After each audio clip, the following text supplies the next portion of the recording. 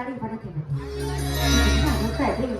ನನ್ನ ಕಾಲೇಜ್ ಜೀವನದಲ್ಲಿ ನೋಡಲಾರ್ದ ದೃಶ್ಯವನ್ನು ನಾನು ನೋಡ್ತಿದ್ದೇನೆ.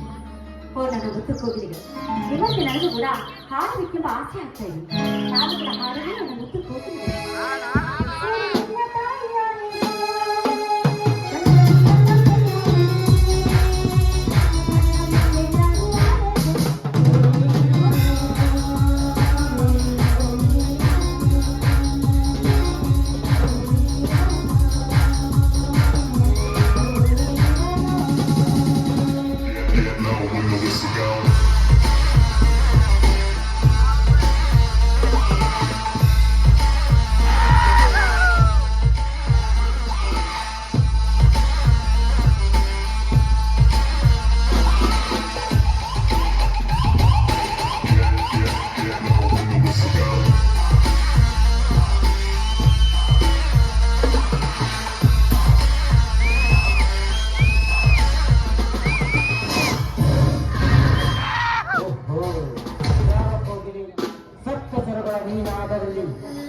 ಹಾಡಿ ಕುಡಿಯುತ್ತಿರುವಂತಿದೆಯಲ್ಲ, ಇದು ಗುಂಗಿಯೋ ತಂಬೂರಿಯೋ ಅಥವಾ ಸಾಕ್ಷಾತ್ ಶಾಲೆಯೋ ಒಂದು ತಿಳಿಯದಾಗಿದೆ.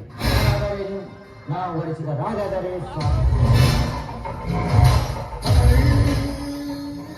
ಇವಳು ನಾನು ಬಯಸಿದ ಗಿರ್ಜಾ. ಗಿರ್ಜಾ ಯಾರು ನೀನು? ನಾನು ಯಾರೆಂದು ನಿನಗೆ ಗೊತ್ತಿಲ್ವಾ? ದಲಿತರ ಒಡೆಯ ಆಚಂದ್ರ ಅರ್ಥಾತ್ ಬಡವರ ಪಾಲನ ರಾಜ್ಯಾಧ್ಯಕ್ಷ. ಓಹೋ, ಇರಬಹುದು. ಇಲ್ಲಿ ಯಾವ ರೋಡ್ ರಿಪೇರಿ ಮಾಡ್ಬೇಕಂತ ಬಂದಿದ್ದೀರಾ? ಯಾವ ರೋಡ್ ರಿಪೇರಿ ಮಾಡಲು ಬಂದಿಲ್ಲ ಗಿರಿಜಾ. ಸುವರ್ಣ ಪುತ್ಥಳಿ ಅಂತೆ ನಿನ್ನ ಕೊರಳೆ ಮೇನ್ ರೋಡಿಗೆ ತಾಳಿ ಕಟ್ಟಿ ರತ್ನ ಸಿಂಹಾಸನದ ಮೇಲೆ ಕೂರಿಸುವೆ.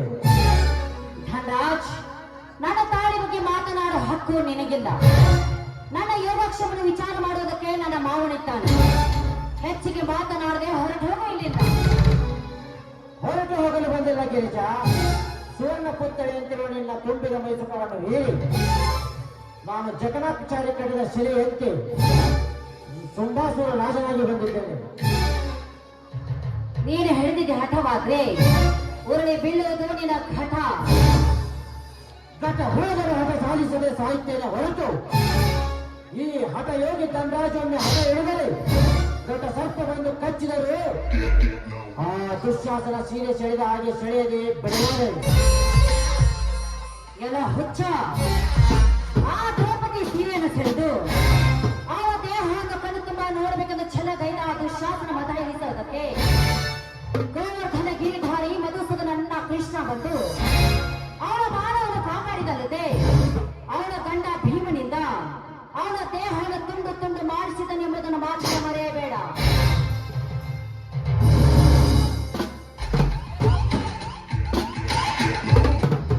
ನೋಡು ಶೂರನನ್ನೇ ಹೊಗಳಿ ವೀರನನ್ನು ಹೊಗಳಿ ಶೂರನನ್ನು ತಗೊಳ್ಳೋ ಕೆಲಸ ಮಾಡಬೇಡ. ಈಗ ನೀನಾಗಿ ಬಾಳು ಈ ಧನರಾಜನ ರತ್ನವಾಗಿ ಶೃಂಗಾರದ ತೂಗು ಈ ಅಲೆಯಲ್ಲಿ ತೂಗಿಸಿಕೊಳ್ಳಬೇಕಾದ ನೀನು ಕಟ್ಟಿಗೆ ನೆಟ್ಟಿನಿಂದ ನಿನ್ನ ಬಾಳಪುಟವನ್ನೇ ಹಾಳು ಮಾಡಿಕೊಳ್ತಿದ್ದೀಯ. ಬೇಗ ಹತ್ತು ಬಾ ನನ್ನ ಬಂಗಾರದ ಮಸ್ತವನ್ನು. ಎತ್ತಾಳ ಭಂಡ, ನಿಮ್ಮಂತ ಭಂಡರ ಬಿಸಿ ನೆತ್ತರವನ್ನು ಕುಡಿಯುವುದಕ್ಕೆ ಹೆತ್ತ ಮಗನತೆ ವಾಯು ಪುತ್ರನಾಗಿ ಜನಿಸಿದ್ದಾನೆ ವೀರವಂಶದ ಕೊಡಿಯಾಗಿ. ಇದೆಲ್ಲ ತಿಳಿಯದೆ ಈ ಅರಳ ಪುಷ್ಪಕ್ಕೆ ನೀನು ತುಂಬಿಯಾಗಿ ಬಂದಿದ್ದೆ. ಆದ್ರೆ ನಿನ್ನನ್ನು ಹಂದಿಯಂತೆ ಹರಿದು ತಿನ್ನುತ್ತಾರೆ ಸಮಾಜದ ವೀರಗರತಿಯರು. ಗಿರ್ಜಾ, ಇದೊಂದು ಹುಚ್ಚು ಸಮಾಜ. ಈ ನಿನ್ನ ಸಮಾಜದಲ್ಲಿ ಎಂತೆಂತ ಗರತೆರಿದ್ದಾರೆ ಗೊತ್ತೇ? ಕರಹೀನ ಕಂಡನಿದ್ದರವನನ್ನು ದೇವರಲ್ಲಿ ನಂಬರಿ ಅವತ್ತಿನ ಮನೆ ಗಂಭೀರ ಕಂಡೊಡನೆ ಅವರೊಂದಿಗೆ ದಾಂಪತ್ಯ ಸುಖ ಬಯಸುವ ಹೆಣ್ಣುಗಳಷ್ಟಿಲ್ಲ ಈ ನಿನ್ನ ಹಾಳು ಸಮಾಜದಲ್ಲಿ. ಮೊದಲಿಗಿಂತ ಮೊದಲು ಮಗುವನ್ನು ಹತ್ತು 16 ಜನ ಕರೆತಿರುವುದರಿಗೆ ನಾನೇ ಮಾತಾಡಿದ್ದು ಕೂಡಿದ ಹೆಣ್ಣುಗಳಷ್ಟಿಲ್ಲ ಈ ನಿನ್ನ ಹೇಸಿ ಸಮಾಜದಲ್ಲಿ. ಅಂದಾಗ ಯಾವ ಗಣಕರು ಎದ್ದು ಬಂದು ತಿನ್ನುತ್ತಾರೆ?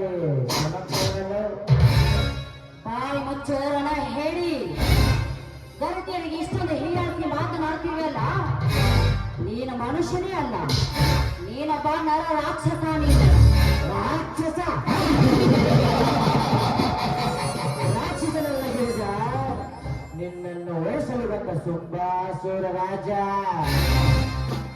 ಶುಂಭಾಸುರ ರಾಜ, ಆ ನಿನ್ನ ಶುಂಭಾಸುರ ರಾಜ ತನ್ನ ಸೈನ್ಯವನ್ನಾಗತಿ ತನ್ನ ಎಷ್ಟೋ ರಾಕ್ಷಸರ ಜೊತೆಗೆ ತನ್ನ ಪ್ರಾಣವನ್ನು ಕಳೆದುಕೊಂಡ ಶ್ರೀದೇವಿ ಕೈಯಲ್ಲಿ ಅಂತ ಹೆಣ್ಣುಗಳೇ ನನ್ನ ತ್ರಿಗುಣ ವೀರ ಭೀಮ ಮಹಿಷಾಸುರ ಆರ್ಭಟಿಗೆ ಹೆದರಿ ಬೆಕ್ಕದಾಗಿ ಮರೆತು ಶೋಕವೆಂದು ಕೂಗಿ ಕರೆದಳು ಆ ಹೇಳಿ ವಿಷ್ಣುನನ್ನು.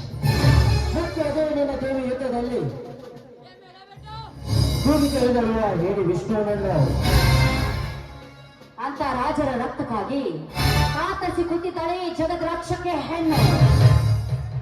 ಯಾಕಂದ್ರೆ ಕಷ್ಟಕ್ಕೆ ಹೆಗಲು ಕೊಟ್ಟು ದುಷ್ಟರ ದಮನ ಮಾಡೋದಕ್ಕೆ ಅವತರಿಸಿ ಬಂದಿದ್ದ ನನ್ನ ವಿಷ್ಣು ಆದರೂ ಸರಿ. ಆದ್ರೆ ಆ ಮಹೇಶನ ಮರ್ದನ ಮಾಡುವುದಕ್ಕೆ ಯಾರನ್ನು ಕೇಳದೆ, ಯಾರಿಗೆ ಕುಕ್ಕದೆ, ಯಾರಿಗೆ ಬಕ್ಕದೆ ಅವರ ಎದೆ ಬಿಸಿ ರಕ್ತವನ್ನು ಹಿರಿ